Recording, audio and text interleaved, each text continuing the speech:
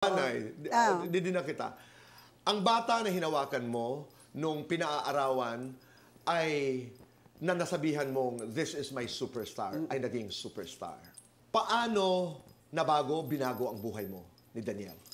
Kay Daniel pa lang natuto na akong, actually nag-double time akong buhayin or suportahan yung buong pamilya from Leyte to Manila. Basta lahat ng kamag-anak na lalapit, nagbago. Naging mas mabuti akong tao. Ang hindi lang nagbago, hindi ko alam kung kabutihan yun ng puso ko na madali akong maniwala sa mga pambobola ng mga nanliligaw sa akin. 'Di ba? Dahil siguro ako'y naturally maawain, compassionate ako, at talagang siguro I'm just kind.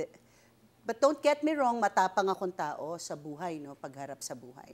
And pagdating sa mga anak ko, sobrang tapang ko dyan.